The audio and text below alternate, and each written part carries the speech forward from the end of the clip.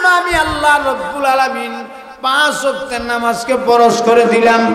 নবী গো, আপনার সাথে আমি ওয়াদাবদ্ধ হইলাম, আপনার উম্মতের মধ্যে মহিলা হোক আর পুরুষ লোক হোক, যেই মহিলা যেই পুরুষ লোক 5 ওয়াক্তের নামাজকে সময় মতে ওয়াক্ত মতে আদায় করবে, আমি আল্লাহ আমার জিম্মাদারিতে তাদেরকে জান্নাতে পৌঁছাইয়া দিব।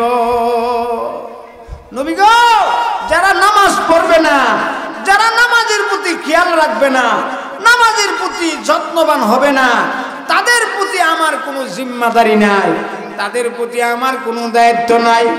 ও রানী দিয়ার মা বোনেরা, ও বড় বাড়ির মা বোনেরা গো, ভালো করে লক্ষ্য করেন গো মা।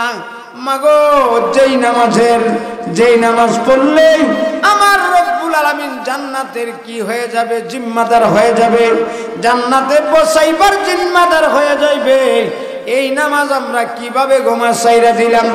মাগো, আজকে থেকে গোমা তওবা করেন, আর জিন্দেগিতে নামাজ ছাড়বো না, আর জিন্দেগিতে নামাজ ছাড়বো না। কেন গো মা, আমার কোন দিন না জানি গো মা আমার কাছে আজরাইল চলে আসে গো মা, কোন দিন না জানি আমার সাদা কাপড় পইরা আমার কবরে যেতে হয়। মাগো, হযরত মাওলানা মুসা মিয়া সাহেব উনি এই বয়ানটা ওয়াজটা করাইতেছে আপনারা পূজার জন্য গো মা। ওমার সামনে গো মা শবে বরাত, এরপরে গো মা রমজান মাস। মাগো, কি করে গো মা আপনি নামাজ চাইরা দিলেন গো মা? আজকে থেকে তওবা কইরা এশার নামাজ পড়া 2টা চোখের পানি চাইরা আল্লাহর দরবারে তওবা করেন। আল্লাহ ও রব্বুল আলামিন, জিন্দেগিতে আর কোনোদিন নামাজ ছাড়ব না।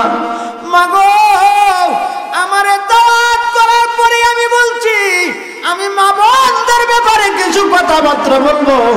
ও রানী দিয়ার মা বোনেরা, আমি অন্তর থেকে কথাগুলি বলতেছি গো মা। আমার আল্লাহ কত সুন্দর সিদ্ধান্ত দিছে, আমার নবীরে ডাক্কা বলে ও আহিতু ইনদি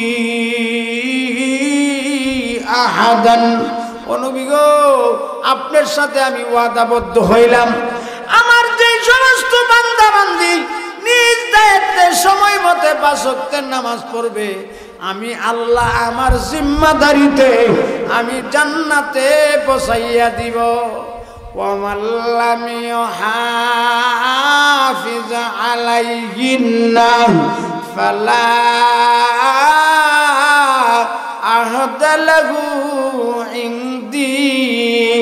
ও নবী, যারা নামাজ পড়বে না, নামাজের প্রতি যত্নবান থাকবে না, তাদের প্রতি আমি আল্লাহ রব্বুল আলামিনের কোনো জিম্মাদারি না। মুহতারাম ভাই ও বুজুর্গ, আমরা দুনিয়াতে এখন আসি, এক সময় আমরা কিছুদিন আগে ছিলাম না, এখন আসি, ভবিষ্যতে থাকবো না। তাই আমরা এই দুনিয়া থেকে চলে যাইতে হবে। আল্লাহ রব্বুল আলামিন আমাদেরকে পাঠাইছেন আল্লাহ রব্বুল আলামিনের জান্নাত কেনার জন্য। এই দুনিয়াটা হলো একটা জান্নাত কেনার বাজার। তাই কিভাবে জান্নাত কিনব, কিভাবে জান্নাত পাইতে পারি, জান্নাতের প্যাসেঞ্জার কিভাবে হইতে পারি, তাই আল্লাহ রব্বুল আলামিন আমাদেরকে 2টা নিয়ামত দান করছে। এক নিয়ামতের নাম হইল কিতাবুল্লাহ, আরেক নিয়ামতের নাম হইল রিজালুল্লাহ। কিতাবুল্লাহ বলা হয় আল্লাহর পক্ষ থেকে আসমানি কিতাব সমূহ, এর মধ্যে সবচাইতে শ্রেষ্ঠ কিতাব হইল আমাদের কিতাব, আমাদের কোরআন, আল কোরআন। আর আল্লাহ দুনিয়াতে যত রিজালুল্লাহ পাঠাইছেন, নবী রাসূলগণ পাঠাইছেন, নবী রাসূলগণের মধ্যে শ্রেষ্ঠ নবী হলেন আমাদের নবী মুহাম্মদুর রাসূলুল্লাহ সাল্লাল্লাহু আলাইহি ওয়াসাল্লাম। এই নবীর উপর আমার আল্লাহ রব্বুল আলামিন কোরআনে কারীম নাজিল করেছেন। আমার আল্লাহ কোরআনে কারীম নাজিল করে কি বলেন, ভালো করে শুনেন। ইন্না আনজালনা আলাইকাল কিতাবা লিন্নাসি বিল হক ফামানি হিতাদা ফালিনাফসি ওয়া মান দাল্লা ফাইন্নামা ইয়াদিল্লু আলাইহা ওয়া মা আনতা আলাইহিম বিওয়াকিল।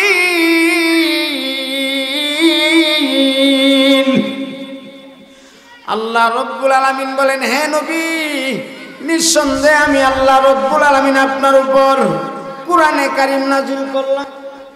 কোরআনে কারীম নাজিল করলাম।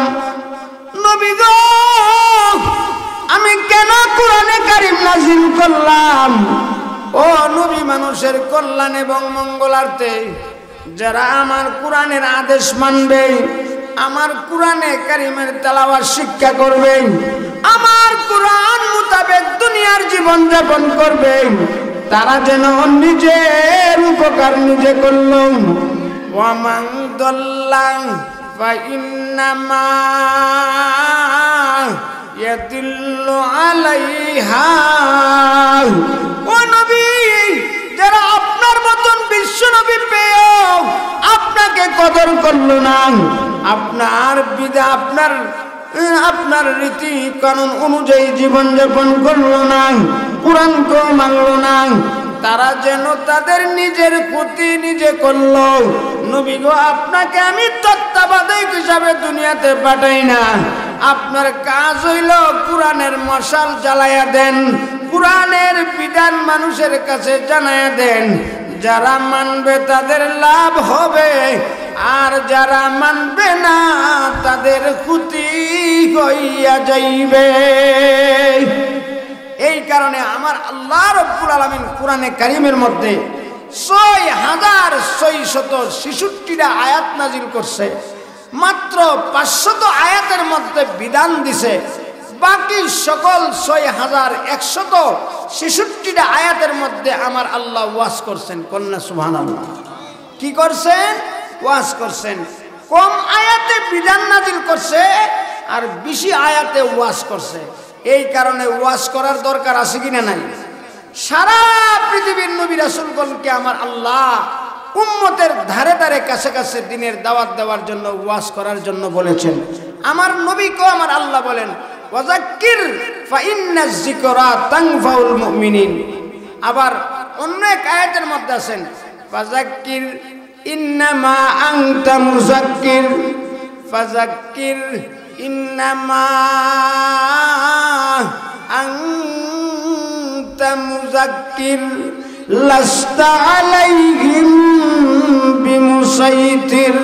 ও নবী, আপনি কোরআনের কথা, ইসলামের কথা, দ্বীনের কথা বলতে থাকেন, মানুষের কাছে পৌঁছাইতে থাকেন। নবী গো, আপনাকে আমি দরগার পুলিশ বানায় পাঠাইছি না। আপনার কাজ হলো মিষ্টি ভাষায় বয়ান করতে থাকেন, ওয়াজ করতে থাকেন। হেদায়েতের মালিক হইলাম আমি আল্লাহ রব্বুল আলামিন। জোরে কোন সুবহানাল্লাহ। তাহলে বুঝা গেল কোরআন এবং হাদিসের ওয়াজ মুমিন বান্দাবান্দির কাছে জরুরি। কোরআন এবং হাদিসের ওয়াজ মুমিন বান্দাবান্দির কাছে পৌঁছাইয়া দেওয়া আমাদের জন্য দরকার। তাই এই বাড়ির নেক সন্তান বিশিষ্ট আলেমে দ্বীন হযরতুল আল্লাহ মাওলানা আমার বড় ভাই মুসা সাহেব প্রতি বছর উলামা একরামকে দাওয়াত দেয় কিনা দেয় না? আমাদের গ্রামে আরো অনেক বড় বড় সভা হয়। এই সভাগুলির মধ্যে উলামা একরাম আসে। উলামা একরাম আইসা বিভিন্নভাবে বয়ান করে। কেন করে? বয়ানের দ্বারা মুমিনের অন্তরের ফায়দা হয়। এই কারণে আমার আল্লাহ ৬১৬৬ আয়াতের মধ্যে আমার আল্লাহ ওয়াজ করেছেন। বাকি মাত্র ৫০০ আয়াতের মধ্যে বিধান দিয়েছে। কোন সুবহানাল্লাহ। আর বিধানের মধ্যে সবচাইতে বড় বিধানের নাম হইল নামাজ। জুড়ে কন্যা সুবহানাল্লাহ। তাই আমি আজকে সূরাতুল মুমিনিনের ছোট 2 আয়াত পড়ছি। এই আয়াতের মধ্যে আমার আল্লাহ যারা পরিপূর্ণভাবে ভালোভাবে খুশুখুজুর সাথে নামাজ পড়তে পারে তারা যে কামিয়াব, এই কথাটা আমার আল্লাহ রব্বুল আলামিন কোরআনে কারীমের মধ্যে বর্ণনা করছে। তাই মা বোনদের কাছে আমার অনুরোধ থাকবো, মা বোনেরা জীবনে তো সংসারের কাজ করতে করতে জীবন একদম বিলি কইরা দিছেন। মাগো ও মা, সংসারের কাজকর্ম করতে করতে আখিরাতকে ভুলে গেছেন, আজরাইলকে ভুলে গেছেন, মরণকে ভুলে গেছেন। না মা, আজকে যেই সমস্ত উলামা একরাম আমার পরে আরো বয়ান করবে, আমিও বয়ান করতেছি, বয়ানটাকে মনোযোগের সাথে শুনেন মা, একদিন এই বয়ানগুলো আপনার কাজে আসবে। তাই আমি আজকে সূরাতুল মুমিনিনের ছোট আয়াতখানা পড়ছি। আমার আল্লাহ রব্বুল আলামিন দুনিয়াতে যত বিধান নাজিল করছে, দুনিয়াতে যত হুকুম নাজিল করছে, প্রত্যেকটা হুকুমকে আমার আল্লাহ দুনিয়ার জীবনে জমিনে নাজিল করেছেন। আর নামাজের বিধান, নামাজের ফায়সালা আমার আল্লাহ আসমানে আরশে আজিমের মধ্যে করেছেন। কন্যা সুবহানাল্লাহ। আমার আল্লাহ রব্বুল আলামিন মেরাজের মধ্যে আমার নবীকে নিয়ে নামাজের ফায়সালা দিয়েছেন। এই কারণে আমার আল্লাহ রব্বুল আলামিন মেরাজের ঘটনা বর্ণনা করতে গিয়ে একটা শব্দ আনছে, সুবহানাল্লাযী আসরা বিআবদিহি লাইলাম মিনাল মাসজিদিল হারামি ইলাল মাসজিদিল আকসা আল্লাযী বারাকনা হাওলাহু লিনুরিয়াহু মিন আয়াতিনা ইন্নাহু হুয়াস সামিউল বাসীর। আমার আল্লাহ রব্বুল আলামিন মেরাজের ঘটনা বর্ণনা করতে গিয়ে আমার আল্লাহ কো সুবহানাল্লাযী আসরা বিআবদিহি, আমি পুত পবিত্র সত্তা, আমি মেরাজ করাইতেছি আমার বান্দাকে। এখানে বান্দা শব্দ আনছে, মুফাসসিরিন ইকরাম লেখেন আমার আল্লাহ রব্বুল আলামিন আমার নবীকে এখানে আব্দুল শব্দ কেন ব্যবহার করলো? আমার আল্লাহ ইচ্ছা করলে তো বলতে পারতো সুবহানাল্লাযী আসরা বিরাসূলিহি, সুবহানাল্লাযী আসরা বিনাবিয়িহি। আমার আল্লাহ নবীজির অনেক নাম আছে, অনেক নাম ধইরা আমার নবীরে বলতে পারতো যে আমি মেরাজের মধ্যে আমার নবীকে নিতেছি, আমার খাতামুন নবীরে নিতেছি, আমার শেষ নবীরে নিতেছি, আমার রসুলকে নিতেছি, আমার রহমাতাল লিল আলামিনকে নিতেছি। এই কথা না বললা আমার আল্লাহ রব্বুল আলামিন মেরাজের বর্ণনা করতে গিয়ে বলেন সুবহানাল্লাযী আসরা বিআবদিহি, আমি আমার বান্দাকে আমি মেরাজে নিতেছি। কেন এই বান্দা শব্দটা ব্যবহার করলো? সমস্ত পৃথিবীর মানুষকে আমার আল্লাহ জানাই দিতে চাই, ও পৃথিবীবাসী, আমি আমার বান্দাকে কেন মেরাজে নেই? আমি একটা স্পেশাল বন্দিগি দেওয়ার জন্য। জুড়ে কোন সুবহানাল্লাহ। কি দেওয়ার জন্য? স্পেশাল একটা বন্দিগি দেওয়ার জন্য। মেরাজের ঘটনা তো সবটাই আজীব আশ্চর্য। কারণ কি? মেরাজের ঘটনার সূচনা থেকে শেষ পর্যন্ত সবগুলি আশ্চর্য।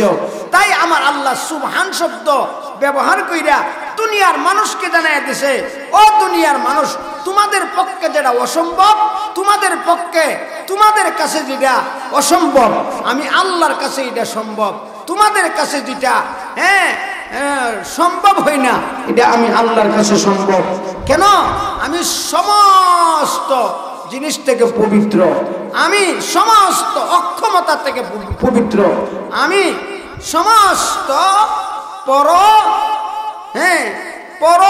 নিন্দা থেকে পবিত্র।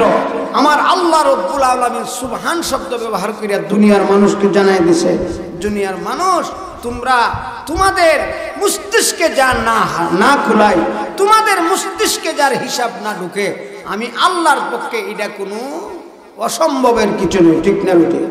কারণ মেরাজ যে করাইছে আমার নবীরে, হযরত জিবরাইল আমিন উম্মে হানির ঘরে দরজা দিয়ে ঢুকে নাই, ছাদের উপরে যা ছাদ বেদ করে ঢুকছে। কোন সুবহানাল্লাহ। পৃথিবীর কোনো মানুষের কি সম্ভব ছাদ বেদ করে ঢোকার জন্য? সম্ভব না। আবার আমার নবীকে ছাদের উপরে যা উঠাইয়া সরাসরি ভাবে উনি কি কোথায় নিয়ে গেছেন? উনি নিয়ে গেছেন জমজম কূপের কাছে। জমজম কূপের কাছে নিয়ে আমার নবীকে কি করছে? সিনাসাক করছে, যেটাকে বলা হয় ওপেন সার্জারি। কি বলা হয়? Open surgery. সিনাসাক, যেটা হার্ট সার্জারি যেটাকে বলা হয়। এই আমার নবীকে সিনাসাক করেছেন কুদরতিভাবে অপারেশন করেছেন, যে নবীর গলদেশ থেকে নাভি পর্যন্ত আল্লাহর কুদরতি কিসি দিয়ে কাটলো। হ্যাঁ, কাটার পরে সিলাই ছাড়া, এমনকি ওষুধ মেডিসিন ছাড়া, এমনকি অ্যান্টিবায়োটিক ছাড়া আমার আল্লাহ আবার ভালো করে দিছে। কোন সুবহানাল্লাহ। এগুলি কি মানুষের পক্ষে সম্ভব? মানুষের পক্ষে সম্ভব না। এই কারণে আমার আল্লাহ মেরাজের ঘটনা বর্ণনা করতে গিয়ে সুবহান শব্দ বলেছেন। ভালো করে লক্ষ্য করেন, ভালো করে শ্রবণ করেন। আমার নবীকে আমার আল্লাহ বন্দা বানায় নিতেছে কেন? বন্দিগি দিবার জন্য। কি দিবার জন্য? বন্দিগি দিবার জন্য। তাই আমার আল্লাহ রব্বুল আলামিন আমার নবীকে আরশে আজিমে নিলেন। কোথায় নিলেন? আরশে আজিমে নিলেন। আমার নবী আরশে আজিমে গেছেন। আমার নবী আরশে আজিমে যাওয়ার পরে আমার নবীজি জুতা খুলে ফেললেন। কন্যা সুবহানাল্লাহ। আমার আল্লাহ রব্বুল আলামিনের আরশ কম্পন হইতে আরম্ভ করছে, কাঁদতে আরম্ভ করেছে। আমার আল্লাহ রব্বুল আলামিন জিজ্ঞাসা করে, আরশ তুমি কান্দো কেন? আল্লাহ আমি কান্দি, এতদিন আমার একটা মনের একটা তামান্না ছিল, তোমার প্রিয় হাবিব বিশ্বনবী মুহাম্মদুর রাসূলুল্লাহ আমার কুলে আসবে, তোমার নবীর জুতা মুবারক নিয়ে আসবে, তোমার নবীর জুতা মুবারকের দুলার দ্বারা আমি আরশ ধন্য হইয়া যাইব। এমন সময় আমার আল্লাহ রব্বুল আলামিন ডাক দিয়া বলে, ও প্রিয় নবী রাহমাতাল লিল আলামিন গো, আমি তো আপনাকে নিষেধ করি নাই, আমি তো নিষেধ করেছি কালিমুল্লাহকে জুতা নিয়ে আসার জন্য। ও নবী আপনার জুতা নিয়ে আসেন, আপনার জুতা মুবারকের দুলার দ্বারা আমার আরশ ধন্য হইয়া যাইবে। আমার প্রিয় নবী মুহাম্মদুর রাসূলুল্লাহ জুতা নিয়ে আরশে ঢুকছেন।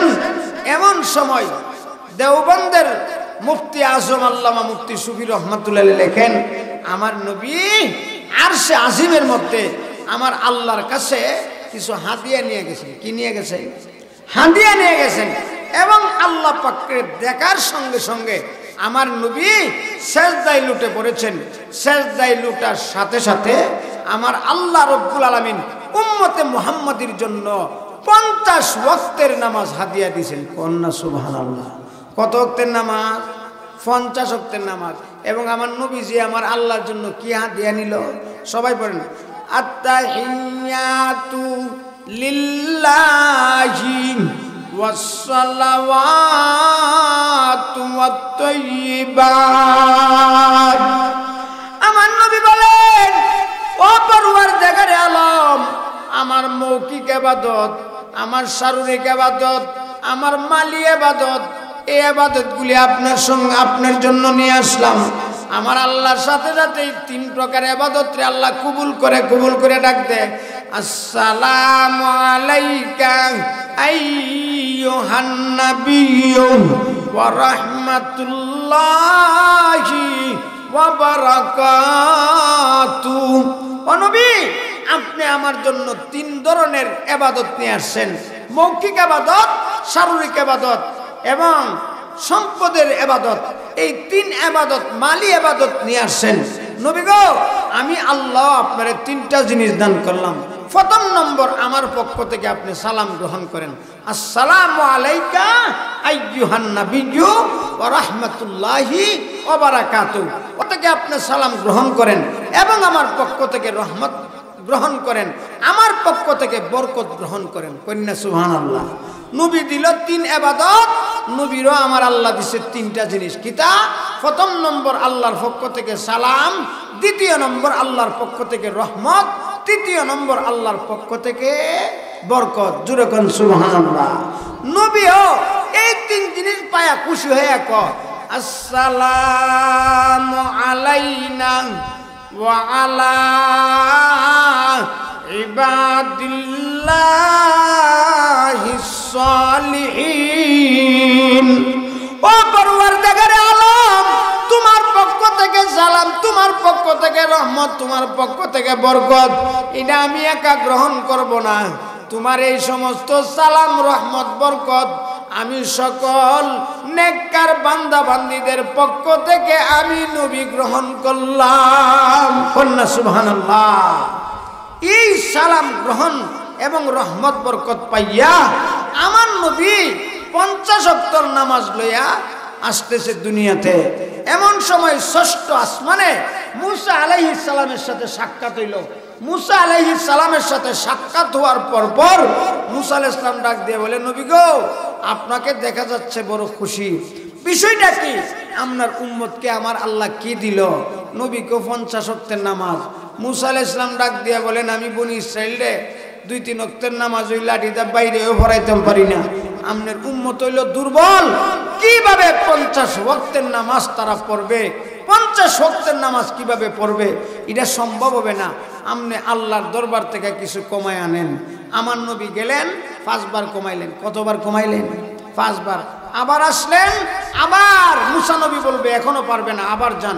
এমন ভাবে মুসা আলাইহিস সালাম আমার প্রিয় নবী আকায়ে মৌলা তাজদারে মদিনা সরকারে দু জাহান মুহাম্মদুর রাসূলুল্লাহকে আমার আল্লাহর নবী 9 বার পাঠাইছেন। কতবার পাঠাইছেন বলেন? কতবার পাঠাইছেন? 9 বার পাঠাইছেন। 9 বার পাঠানোর পরে আবার আসছে 5 নং, বলেন 5 নং 45। 45 ওয়াক্ত চলে গেলে আর তাকে কত? আর বলেন আর তাকে কত? 5 ওয়াক্ত। আমার নবীরে ডাক দে বলে এখনো পারবে না, নবী আপনি যান। নবী বলে আমি আর যাইতে পারবো না, যে হারে কমানি আরম্ভ করছে, এখন যদি যাই, যদি 5 ওয়াক্ত কমায় দেয় তে আমার উম্মতের আর কিছু থাকতো না, আমি আর যাইতে পারবো না, আমি লজ্জা লাগে। এমন সময় ওহী নাযিল হইল, নবী গো, আপনি আর গেলেও কোনো কাম হইতো না, আমি আল্লাহ আপনার উম্মতকে এই 5 ওয়াক্তের নামাজ দিয়ে দিছি। কোন সুবহানাল্লাহ। এখন বিষয়টা কিটা? আল্লাহ তো ইচ্ছা করলে প্রথমেই 5 ওয়াক্ত দিতে পারত, 50 ওয়াক্ত দিল কেন? উম্মতে মুহাম্মাদির লাভের জন্য। জোরে কর না সুবহানাল্লাহ। আমার আল্লাহ রব্বুল আলামিন ডাক দিয়া বলে, ও নবী রাহমাতাল লিল আলামিন, আমি আপনার উম্মতকে 50 ওয়াক্তের নামাজ দিয়েছিলাম, আর মাত্র 5 ওয়াক্তের নামাজ বাকি আছে। নবী গো, আপনার উম্মত যখন এই 5 ওয়াক্তের নামাজকে সময় মতে সুন্দরভাবে তেলাওয়াত করে সুন্দরভাবে পড়বে, সঠিক সময় আদায় করবে, আমি আল্লাহ ঘোষণা দিয়ে দিলাম তাদের 5 ওয়াক্তের নামাজের খাতিরে তাদের আমল নামায় আমি আল্লাহ 50 ওয়াক্তের নামাজের সওয়াব দিয়া দিব। নবী হাকিম লড়তে পারে, হুকুম বলবৎ থাকে। বুঝেন, ভালো করে বুঝেন মা বোনেরা, আমার আল্লাহ তো ইচ্ছা করলে প্রথমেই 5 ওয়াক্তের নামাজ দিতে পারত, কিন্তু আমার আল্লাহ উম্মতে মুহাম্মাদিরে মর্যাদা বাড়ায় দিবার লাগি, ইবাদতের হার বাড়াইয়া দিবার লাগি, সংখ্যা বাড়াইয়া দিবার লাগি আমার আল্লাহ কোন নবী গো হাকিম লড়তে পারে, হুকুম বলবৎ থাকে। ও নবী, আপনার উম্মতের মধ্যে মহিলা আর পুরুষ লোক, যেই মহিলারা যেই পুরুষ লোক 5 ওয়াক্তের নামাজকে সময় মতে ওয়াক্ত মতে আদায় করবে, আমি আল্লাহ তার আমল নামাই 5 ওয়াক্তের বদলা 50 ওয়াক্তের নামাজের সওয়াব দিয়া দিব। আমার আল্লাহ বলে, ইন্নিফতারাতু আলা উম্মাতিকা বিখামসি সালাওয়াত ওয়া আ'ইদতু ইনদি আহাদান আন্নাহু মান হাফাযা আলাইহিন্না লিওয়াক্তিহিন্না আদখালতুহুল জান্নাতা ফি আহদি ওয়া মান লাম ইউহাফিজ আলাইহিন্না ফালা আহদা লাহু ইনদি। ও নবী, আপনার উম্মতের জন্য আমি আল্লাহ রব্বুল আলামিন 5 ওয়াক্তের নামাজকে ফরজ করে দিলাম। নবী গো, আপনার সাথে আমি ওয়াদাবদ্ধ হইলাম, আপনার উম্মতের মধ্যে মহিলা হোক আর পুরুষ লোক হোক, যেই মহিলা যেই পুরুষ লোক 5 ওয়াক্তের নামাজকে সময় মতে ওয়াক্ত মতে আদায় করবে, আমি আল্লাহ আমার জিম্মাদারিতে তাদেরকে জান্নাতে পৌঁছাইয়া দিব। নবী গো, যারা নামাজ পড়বে না, যারা নামাজের প্রতি খেয়াল রাখবে না, নামাজের প্রতি যত্নবান হবে না, তাদের প্রতি আমার কোনো জিম্মাদারি নাই, তাদের প্রতি আমার কোনো দায়িত্ব নাই। ও রানী দিয়ার মা বোনেরা, ও বড় বাড়ির মা বোনেরা গো, ভালো করে লক্ষ্য করেন গো মা।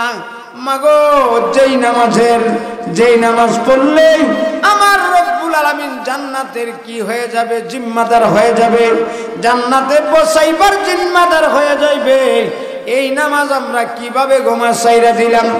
মাগো, আজকে থেকে গোমা তওবা করেন, আর জিন্দেগিতে নামাজ ছাড়বো না, আর জিন্দেগিতে নামাজ ছাড়বো না। কেন গো মা? আমার কোন দিন না জানি গো মা, আমার কাছে আজরাইল চলে আসে গো মা। কোন দিন না জানি আমার সাদা কাপড় পইরা আমার কবরে যেতে হয়। মাগো, হযরত মাওলানা মুসা মিয়া সাহেব উনি এই বয়ানটা ওয়াজটা করাইতেছে আপনারা পূজার জন্য গো মা। ওমার সামনে গো মা শবে বরাত, এরপরে গো মা রমজান মাস। মাগো, কি করে গো মা আপনি নামাজ চাইরা দিলেন গো মা? আজকে থেকে তওবা কইরা এশার নামাজ পড়া দুইটা চোখের পানি চাইরা আল্লাহর দরবারে তওবা করেন। আল্লাহ, ও রব্বুল আলামিন, জিন্দেগিতে আর কোনদিন নামাজ ছাড়ব না। মাগো, আমারে দাওয়াত করার পরে আমি বলছি, আমি মা বোনদের ব্যাপারে কিছু কথাবার্তা বলবো। ও রানী দিয়ার মা বোনেরা, আমি অন্তর থেকে কথাগুলি বলতেছি গো মা। আমার আল্লাহ কত সুন্দর সিদ্ধান্ত দিছে। আমার নবীরে ডাক্কা বলে, ও আহিতু ইনদি আহাদান, ও নবী গো, আপনার সাথে আমি ওয়াদাবদ্ধ হইলাম, আমার যে সমস্ত বান্দা বান্দি নিজ দায়িত্বে সময় মতে 5 ওয়াক্তের নামাজ পড়বে, আমি আল্লাহ আমার জিম্মাদারিতে আমি জান্নাতে পৌঁছাইয়া দিব। ওয়ামাল্লাম ইউহাফিজ আলাইহিন্না ফালা আহদা লাহু ইনদি। ও নবী, যারা নামাজ পড়বে না, নামাজের প্রতি যত্নবান থাকবে না, তাদের প্রতি আমি আল্লাহ রব্বুল আলামিনের কোনো জিম্মাদারি নাই। মা, আজকে থেকে তওবা পড়া গো মা। ও মা, নামাজটা ধরেন। আপনাদের কাছে আমার অনুরোধ, আপনারা হলেন আমাদের এলাকার মা বোনেরা, মা গো, নামাজি হয়ে যান। নামাজি হইলে গো মা, একদিন দেখবেন আপনার পেটে গো মা হযরত মাওলানা মুসা সাহেবের মতন আলেম হয়ে যাইব, হযরত মাওলানা ইসলামউদ্দিন হয়ে যাইব, হযরত মাওলানা হুসাইন আহমদ যুক্তি শাহী আপনার পেটে হয়ে যাইব। দেখবে গো মা, একদিন গো মা আপনার পেটের মধ্যে আল্লাহওয়ালা নেক আলেম হযরত মাওলানা মুস্তাফা সাহেবের মতন আলেম হয়ে যাইব। ও মা, একদিন গো মা আপনার পেটে গো মা বড় বড় আলেমে দ্বীন মৌলানা নুরুল ইসলাম সাহেবের মতন আলেম তৈরি হয়ে যাবে। ঠিক না বেঠি আমার ভাইরা? এই কারণে আমি আপনাদের কাছে বলতেছি, আপনারা সুন্দরভাবে ভালোভাবে নামাজের প্রতি যত্নবান থাকেন। নামাজ এত বড় দৌলত, নামাজ এত বড় ইবাদত, সেই ইবাদত, যে ইবাদতের ফয়সালা আমার আল্লাহ জমিনে দিছে না, আর সে আজিমের মধ্যে দিয়েছেন। জুড়ে কোন সুবহানাল্লাহ। নামাজের ফয়সালা কইছে, বলেন নামাজের ফয়সালা কইছে? আরো সে আজিমের মধ্যে। আর দুনিয়ার যত ইবাদত আছে সমস্ত ইবাদতের ফয়সালা আল্লাহ জমিনে করেছেন, আর নামাজের ফয়সালা দিয়েছেন আমার প্রিয় নবী মুহাম্মদুর রাসূলুল্লাহকে ডাইকে নিয়া আরশে আজিমের মেহমান বানায়া, আমার নবীরে আব্দুল শব্দ দিয়া নবীর মর্যাদা বানায়া আমার আল্লাহ 50 ওয়াক্তের নামাজ দিছে। মাত্র কাইটে আর 5 ওয়াক্ত বাকি আছে। আল্লাহু আকবার। 5 ওয়াক্ত যারা পড়বে, আমার আল্লাহ রব্বুল আলামিন 5 ওয়াক্তের নামাজের খাতিরে আমার আল্লাহ তার আমল নামায় 50 ওয়াক্তের নামাজের সওয়াব দিয়ে দিব। কোন সুবহানাল্লাহ। এই নামাজ পড়ন না সারণ? জোরে বলেন, পড়ন না সারণ? এই নামাজ কত গুরুত্বপূর্ণ নামাজ। ভাইও মুহতারাম দুস্তর ভাই বুজুর্গ, ভালো কইরা শুনেন, আমি মা বোনদের ব্যাপারে বলতেছি। এখন এই নামাজ হাসরের ময়দানটা অন্ধকার থাকবো, হাসরের ময়দানে নাজাতের কোনো দলিল থাকবে না, কিন্তু আমার আল্লাহ রব্বুল আলামিন এই নামাজটারে হাসরের ময়দানে দলিল বানাইব। কন্যা সুবহানাল্লাহ। হাদিসের মধ্যে আছে, মান হাফাজা আলাইহা কানাত লাহু নূরান ওয়া বুরহানাও ওয়া নাজাতান ইয়াউমাল কিয়ামা ওয়া মান লাম ইউহাফিজ আলাইহা লাম তাকুল লাহু নূরু ওয়ালা বুরহানু ওয়ালা নাজা ওয়া কানা ইয়াউমাল কিয়ামাতি মা ফিরআউনা ওয়া হামানা ওয়া উবাইন ইবনে খালব। আমার নবী বলেন কেউ যদি 5 ওয়াক্তের নামাজকে সঠিকভাবে সময় মতে আদায় করে, আমার আল্লাহ রব্বুল আলামিন হাসরের ময়দানের অন্ধকারটারে আলো বানাইয়া দিবে।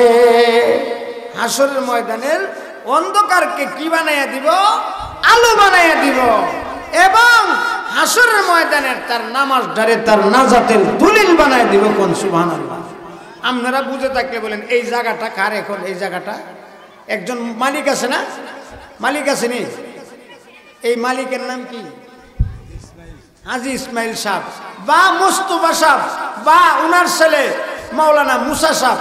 এই মুসা সাহেবের কাছ থেকে আর মুস্তফা সাহেবের কাছ থেকে 10 মিনিটের জন্য মাইনালেন, আমি 20 লাখ টাকা দা কিনলাম, আমার দলিল আছে। কিন্তু রানী দিয়ার যত আলেম উলামা আছে কাহারও দলিল নাই। কাহারও কি নাই? দলিল নাই।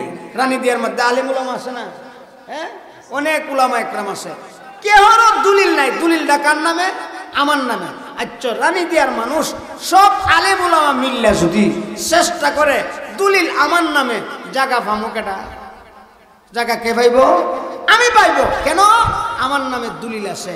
যেমন জায়গার দলিল না থাকলে জায়গা পাওয়া যায় না, দলিল যদি বাজারের বিটার দলিল না থাকে দলিল পাওয়া যায় না। যদি গুলশান বানানিতে যদি বাড়ি কিনা থাকে, বাড়ির যেমন দলিল না থাকলে বাড়ি পাওয়া যায় না, মার্কেটের দলিল না থাকলে দলিল পাওয়া যায় না। আমার আল্লাহ রব্বুল আলামিন বলেন, আমার নবী বলেন, যারা দুনিয়ার জীবনে নামাজ পড়ে নাই তাদের জান্নাতের নাজাতের কোনো দলিল নাই। তাদের জান্নাতের দলিল হইল নামাজ। জুড়ে কোন সুবহানাল্লাহ। দলিল সারা জীবন রানী দিয়ার বাড়ির মালিক হওয়া যায় না, রানী দিয়ার বন্ধের ক্ষেতের মালিক হওয়া যায় না, তদ্রুপ দলিল ছাড়াও জান্নাতের মালিক হওয়া যায় না। এখন মনে করবেন জান্নাত তো পাইতামই না, কেলিগা আমার দলিল নাই। আর আমার জান্নাতের দলিলটা কিটা? নামাজ। কোন জান্নাতের দলিল কি? নামাজ। এখন যদি নামাজ না পড়ি কোনো ক্ষতি আসেনি, কোনো ক্ষতি আসেনি। ক্ষতিটা কি? আল্লাহু আকবার। ওয়া মান লাম ইউহাফিজ আলাইহিন্না লাম তাকুল লাহু নূরুন ওয়ালা বুরহানুন ওয়ালা নাজা ওয়া কানা ইয়াউমাল কিয়ামাতি মা ফিরআউনা ওয়া হামানা ওয়া উবাইন ইবনে খালব আও কামা ক্বালা আলাইহিস সালাতু ওয়াস সালাম। আমার নবী বলেন, যারা দুনিয়ার জীবনে নামাজ পড়ল না, দুনিয়ার জীবনে নামাজের প্রতি কোনো খেয়াল রাখলো না, ও তাদের হাসরের ময়দানটা অন্ধকার হবে, তাদের নাজাতের কোনো দলিল থাকবে না। ও তাদের ক্ষতি কি হবে? ও তাদের হাসর হবে ফেরাউনের সাথে, হাসর হবে হামানের সাথে, হাসর হবে উবাই ইবনে খালফের সাথে। জুরে কোন নাউজুবিল্লাহ। তাদের হাসর কার সাথে হইব? উবাই ইবনে খালফের সাথে, ফেরাউনের সাথে, হামানের সাথে। ও আমার মা বোনেরা, আপনাদের কাছে আমার আকুল আবেদন থাকবো, মা গো নামাজ চাইলেন না গো মা, ও মা নামাজ ধরেন গো মা। এই নামাজ যদি না পড়েন আপনার হাসর হবে ফেরাউনের সাথে, হামানের সাথে, উবাই ইবনে খালফের সাথে। এই কারণে আমরা নামাজ পড়ি। হযরত মাওলানা মুসা সাহেব আমার বড় ভাই এই সভাটা করাইতেছে গো মা, আপনারা নামাজি হওয়ার জন্য, আপনাদের কানের মধ্যে নামাজের কথা পৌঁছাইয়ে দেওয়ার জন্য। তাই আপনাদের কাছে অনুরোধ গো মা, কোন সময় না জানি আজরাইল চলে আসে গো মা। আজরাইল যেদিন ধরবে আপনাকে গো মা, আপনার সাদা কাপড় পইরা কবরে চলে যাইতে হইব। মা গো সবা বরাত পাইয়া গো মা তওবা করেন। ও মা রমজান মাস সামনে আছে গো মা, রমজান মাস পাইয়া তওবা করেন।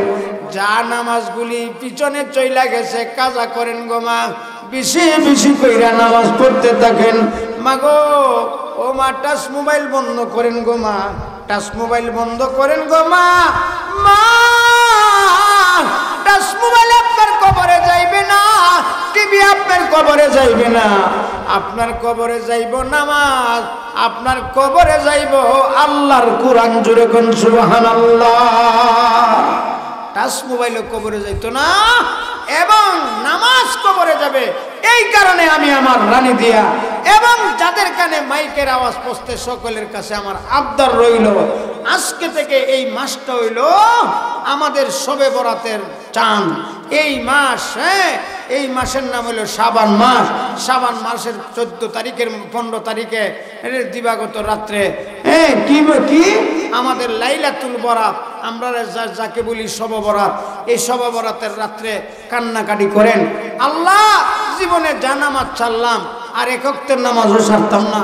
আল্লাহ ফতেপুরের হুজুরে ওয়াজ করে গেছে নামাজের ব্যাপারে।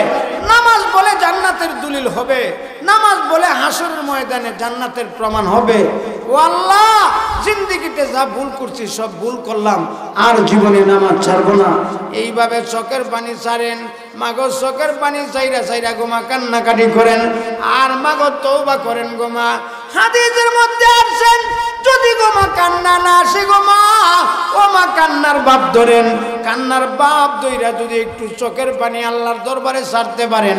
হাদিস শরীফের মধ্যে আছে মা মিন আবদিন মুমিনিন ইয়াখরুজু মিন আইনাইহি দুমুউ ওয়া ইন কানা মিসলা রাসিজ যুবাবি মিন খাশিয়াতিল্লাহ সুম্মা ইউসিবু শাইআন মিন হাররি ওয়াজহি ইল্লা হারামাহুল্লাহু আলান নার।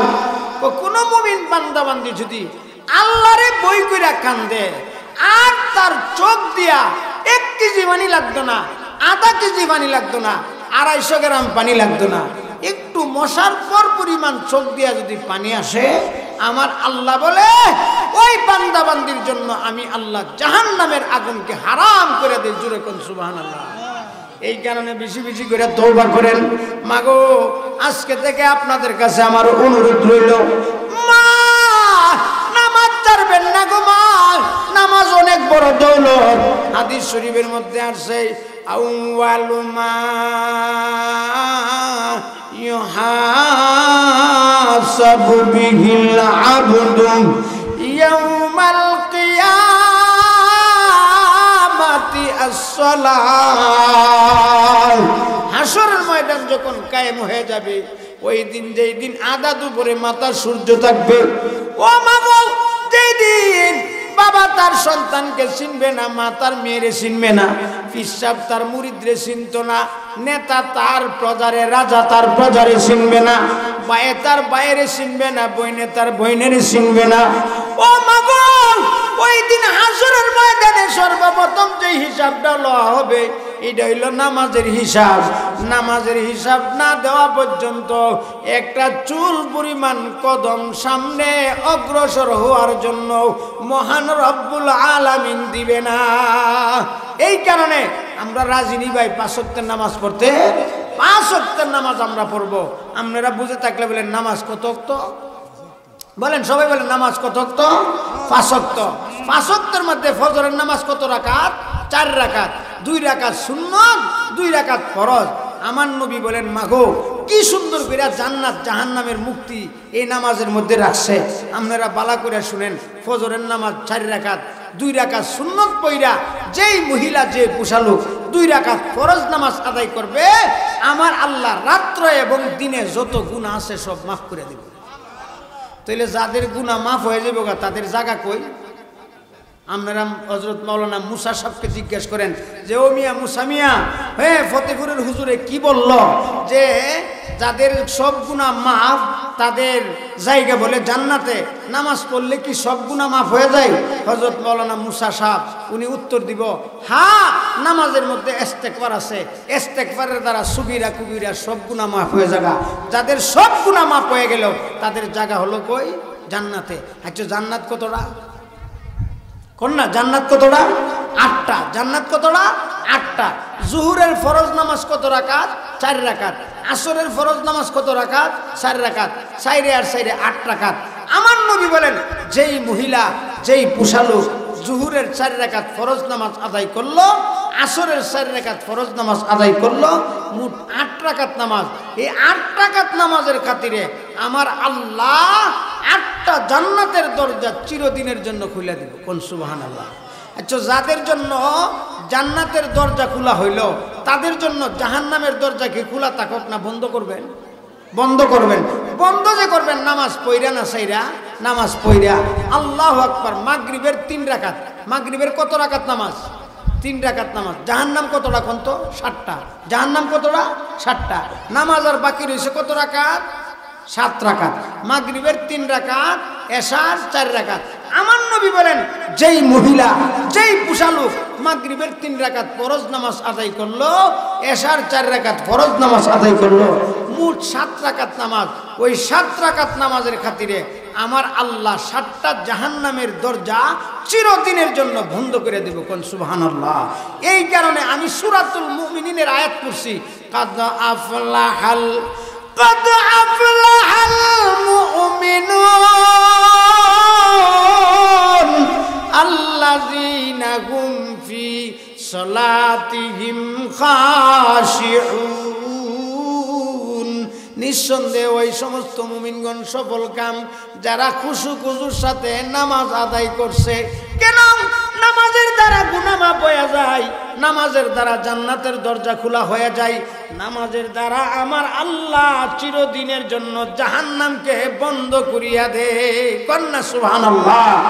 এই নামাজ পড়া দরকার আছে কিনা নাই? মাগো ও মা, আপনি মনে করতেছেন চিরদিন রানী দিয়ার বড় বড় ঘর বাড়িতে থাকবেন। রানী দিয়ার এমন মানুষ আছে বিল্ডিং তুলছে না? একজন বড় মৌলানা সাহেব রানী দিয়ার নাম নাকি জানে, বাদুগুর যে বিয়া করছে মৌলানা হাবিবুর রহমান সাহেব, গ্রামের মধ্যে বিল্ডিং করে নিয়েছে। আমার আত্মীয়, ঠিক না বেঠি? হ্যাঁ, এমন রানী দিয়ার অনেক মানুষ ঢাকাতে বড় বড় বাড়ি করছে, ঠিক না বেঠি? মনে মনে ধারণা করতেছে আমরা বুঝি কালো আয়নার, এই কালো আয়নার বিল্ডিং এর মধ্যে চিরকাল থাকবো। না না না মা, আমি যখন কিশোরগঞ্জ গেলাম ওয়াজ করবার লাগে, কিশোরগঞ্জের জামি সাহেব ওয়াজ করে, বাবা আজরাইলের কথা ভুলে গেছ? বড় বড় নৌকা, স্টিলের নৌকা বান্ধা বড় বড় ক্ষেত সম্পত্তি জুড়াইয়া বাজারের মধ্যে 4টা-5টা বিডা বানায়া গুলশান বানানিতে বাড়ি বানায়া তুমি কি আজরাইলের কথা ভুলে গেছ? আজরাইল তোমারে বলছে না। হযরত ইমাম গাজ্জালী বলে দৈনন্দিন একটা মানুষের পিছে 5 বার আজরাইল আসে এবং 6 বার তার বাড়ি থেকে ডিউটি দেয় তার সময় ছিল। কন্যা সুবহানাল্লাহ। আয় হায় হায়, এই বছরও বড় বড় 2জন বক্তা আলেম দুনিয়াতে বিদায় হয়ে গেছে। একজন হইল হযরত মাওলানা জয়নাল আবদিন বাকাইলি সাহেব, আরেকজন হযরত মাওলানা আব্দুল হাফিজ জেহাদি সাহেব। আল্লাহ তাদের কবরে জান্নাতের বাগান বানাক, সবাই বলে না আমিন। এই বছর মারা গেছে, ঠিক না বেটি? কিন্তু এই গত 20-21-এর মধ্যে বাংলাদেশের শ্রেষ্ঠ শ্রেষ্ঠ উলামা একরাম দুনিয়া থেকে বিদায় নিছে, ঠিক না বেটি? যেমন আমাদের আল্লামা মুনিরুজ্জামান সিরাজি সাহেব, উনি দুনিয়া থেকে বিদায় হয়ে গেছে। আল্লামা সুবাইর আহমদ আনসারি সাহেব, কিশোরগঞ্জের আল্লামা আনোয়ার শাহ সাহেব, হবিগঞ্জের আমাদের কুলিজার টুকরা আল্লামা তাফাজ্জুল হক হবিগঞ্জি, এবং কুমিল্লার শাইখুল হাদিস সাহেব, দুনিয়ার থেকে বিদায় হয়ে গেছে। এমনভাবে গণতে গেলে বরুণার যিনি সবার বড় সাহেবজাদা, বরুণার হুজুরের বড় সাহেবজাদা ছিলেন আল্লামা খলিলুর রহমান সাহেব, উনিও দুনিয়াতে নাই। এমনভাবে হিসাব করতে গেলে বাংলাদেশের বড় বড় আল্লামা জুনাইদ বাবনগরী, আল্লামা শাহ আহমদ শফি, কত বড় বড় আলেম, আল্লাহ ওনাদের সকলের কবরের মধ্যে আল্লাহ জান্নাতের জুরি বর্ষণ করুক, সবাই বলে না আমিন। এমন বাংলাদেশের বড় বড় উলামা একরাম চলে গেছে, আমরা কি বাকি থাকবো না? আমরা যাইতে হইব। আমরার পাশনে আজরাইল আসিনি? স্বামী সাহেব কইতো আজরাইল পাশনে কারা ও ভাই লুকায়া, কোন দিন জানি কারে নেই গো দরিয়া। বরুণার বিশ্বাস হুজুর কইতো মরণ সংকট বাইরে কুটিন নিদান, স্ত্রী পুত্র সামনে রাইকা আজরাইলে খাইরা নিব জান, পাড়াবর্ষী বন্ধু বান্ধব তোমায় কইরা দিব মাটি, কফাট লাগাইয়া দিব জিন্দিগির লাগি। ঠিক না বেটি? জোরে বলেন ঠিক না বেটি? এমন কপাট লাগাই দিব জিন্দিগির লাগি।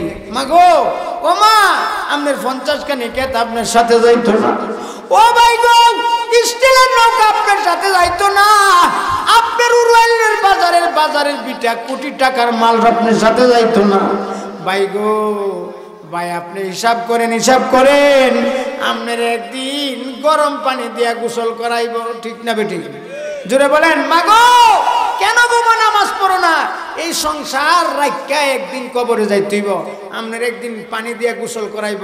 এখন আপনি ঝর্ণার মধ্যে গোসল করেন, আপনি পুকুরে সাঁতরায় গোসল করেন, একদিন আপনি আর গোসল করতে পারতেন না, আপনার গোসল করাইব সবাই মিল্লা। ঠিক না বেটি? জোরে বলেন ঠিক না বেটি? কিদ্দা গোসল করাইব? ঠান্ডা পানি দিয়া? আরে বলেন কি পানি দিয়া? গরম পানি দিয়া। শুধু গরম পানি না, সাথে আরো কিছু দিব। কিটা দিব? বড়ই পাতা। মাগো ও মা, আমার সাথে পড়েন, মনে মনে পড়েন বড়ই পাতা, বলেন বড়ই পাতা গরম জলে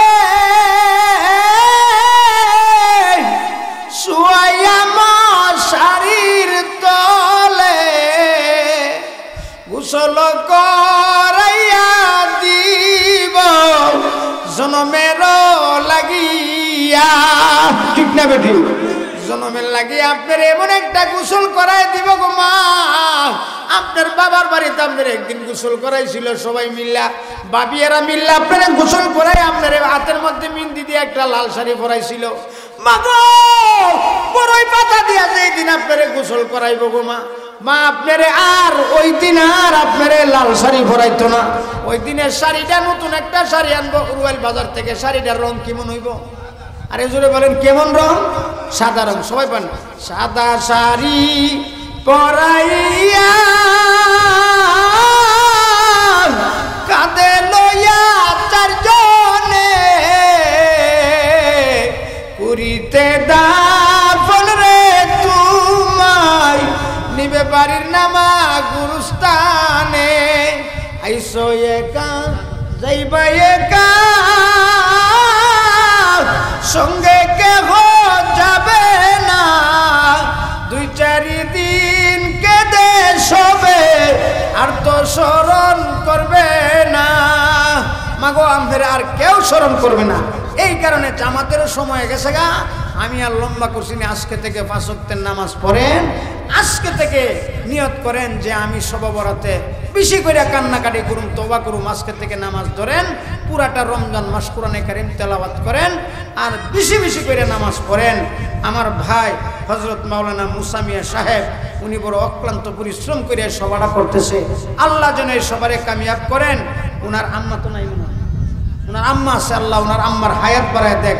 আল্লাহ ওনার আব্বা হাজী ইসমাইল সাহেব সহ সমস্ত মুর্দেগান, আমাদের এলাকার সমস্ত মুর্দেগানের কবরে যেন আমার আল্লাহ জান্নাতের বাগান বানায় দেয়। সবাই বলেন আমিন। আমার ভাই আল্লামা মুস্তফা সাহেব, হযরত মাওলানা মুসা মিয়া সাহেব, আরো রানী দিয়ার মাওলানা হাবিবুর রহমান সাহেব সহ যত উলামা